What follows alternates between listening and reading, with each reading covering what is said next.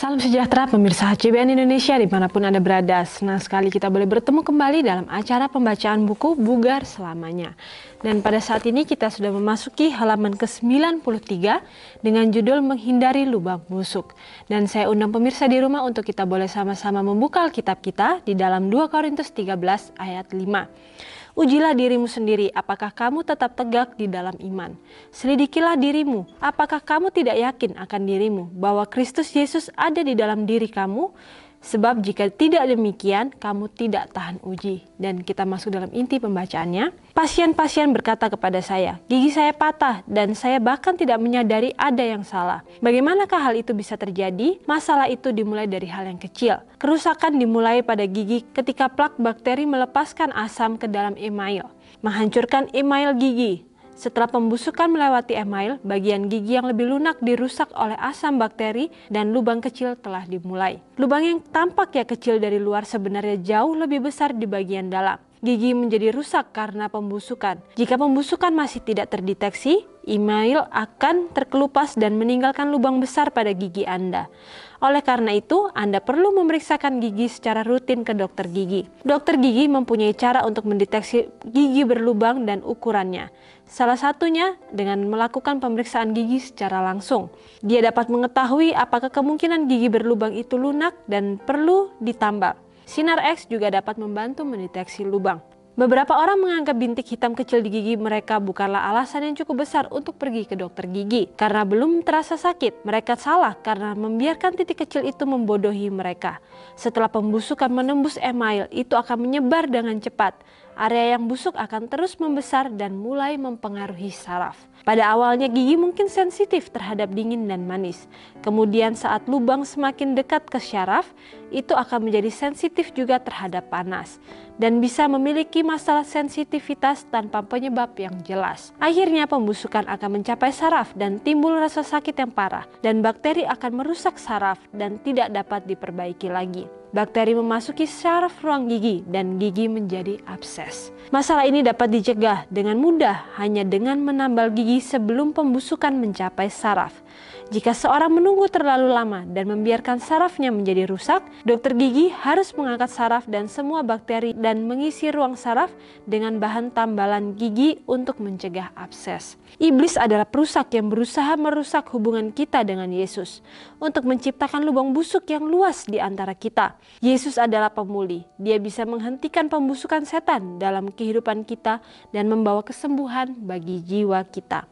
Apa yang Anda dapat lakukan hari ini untuk memastikan iblis tidak membuat lubang busuk di antara Anda dan Yesus? Ya, jadi begitu indah cerita dalam firman Tuhan ini yang mengibaratkan lubang busuk yang ada di dalam gigi kita. Ketika kita tidak menyadari, bahkan kita membiarkan satu titik yang terlihat sangat kecil di dalam gigi kita dan kita akhirnya tidak memeriksakan hal tersebut kepada dokter, dikatakan hal tersebut yang kita anggap remeh, yang kita anggap tidak penting, justru akan mempunyai suatu hal yang sangat merusak, yaitu dia akan membuat lubang yang sangat besar di bagian dalamnya dan itu tidak bisa dilihat oleh mata manusia secara umum.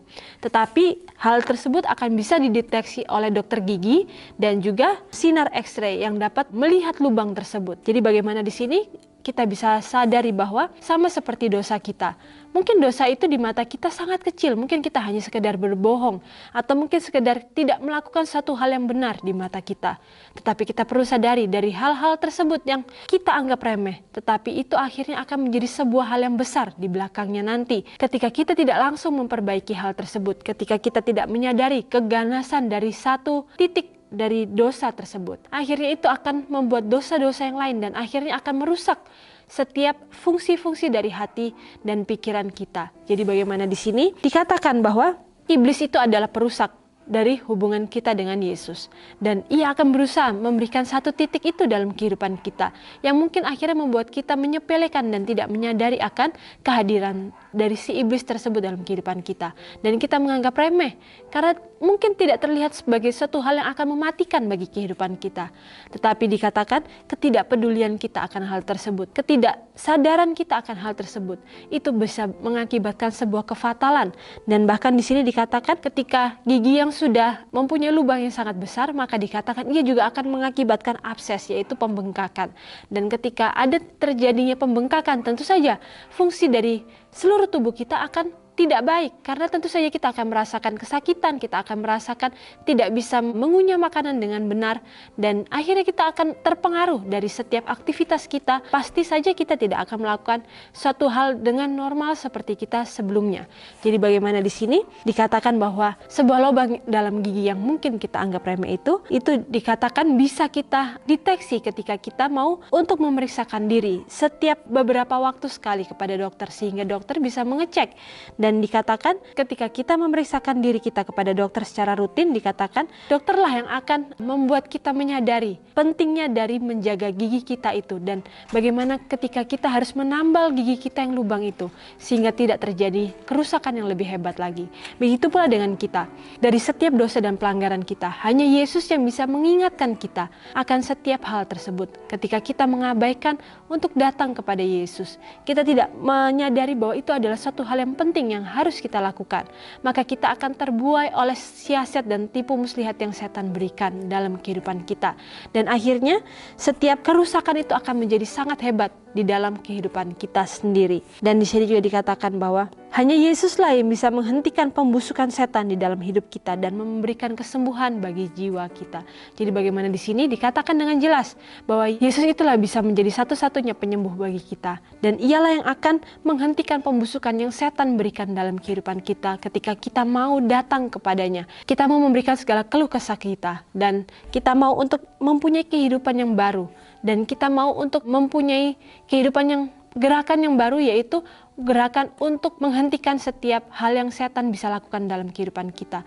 Tetapi tentu saja itu tidak bisa kita lakukan dengan kekuatan kita sendiri, tetapi kita akan bisa lakukan ketika kita benar-benar bergantung sepenuhnya kepada Yesus itu sendiri. Jadi bagaimana di sini dikatakan juga, apa yang Anda lakukan hari ini untuk memastikan iblis tidak membuat lubang busuk di antara Anda dan Yesus? Jadi bagaimana di sini kita diingatkan bahwa hubungan yang benar-benar dekat dengan Bapa kita, yaitu Yesus Kristus itu sendiri, itu harus menjadi bagian kita setiap hari, dan kita tidak boleh mempunyai hubungan yang jauh dengannya. Karena ketika kita tidak mempunyai hubungan yang dekat dengan Bapa kita, maka di saat itulah setan bisa mempunyai celah untuk memberikan lubang busuk itu dalam kehidupan kita. Dan lubang yang busuk itu akhirnya akan lubang yang busuk itu akan mengakibatkan kebinasaan atas diri kita sendiri. Jadi bagaimana di sini kembali kita diingatkan bahwa kita harus menguji diri kita, sama seperti ayatnya yang dalam 2 Korintus 13 ayat 5, ujilah diri kita sendiri, ujilah dirimu sendiri, apakah kamu tetap tegak di dalam iman? Selidikilah dirimu. Apabila kamu tidak yakin akan dirimu bahwa Kristus Yesus ada di dalam diri kamu. Sebab jika tidak demikian, kamu tidak tahan uji. Jadi bagaimana di sini? Begitu gamblang firman Tuhan memperingatkan kehidupan kita bahwa kita harus menguji diri kita setiap hari, menilik hati dan pikiran kita, apakah ada lubang busuk itu di dalam kehidupan kita yang tidak kita sadari. Dan bahkan di sini dikatakan, ketika kamu tidak yakin akan dirimu bahwa Kristus ada di dalam kamu. Jika tidak demikian, kamu tidak tahan uji. Jadi bagaimana cara untuk kita menjadi tahan uji adalah bagaimana kita selalu menilik hati kita masing-masing. Apakah ada cacat celah dalam kehidupan kita? Dan kita tahu bahwa kita manusia ini tentu saja banyak cacat celah dalam kehidupan kita yang sebenarnya bisa kita perbaiki dan bisa kita serahkan semuanya kepada Kristus dan berusaha untuk menghidupkan karakter Kristus itu menjadi bagian dalam kehidupan kita. Jadi bagaimana di sini kembali kita diingatkan bahwa apapun yang kita lakukan baik dalam pikiran, perkataan maupun perbuatan kita, hendaklah kita selalu meminta hikmat daripada Tuhan sehingga kita tidak terkecoh oleh setiap tipu muslihat yang setan berikan dalam kehidupan kita, dan akhirnya kita tidak mempunyai lubang itu yang menjadi jarak antara kita dengan Bapa kita yang di surga. Dan sampai di sini acara pembacaan kita pada saat ini, dan sampai bertemu kembali dalam acara pembacaan-pembacaan yang selanjutnya, dan salam sejahtera, Tuhan memberkati.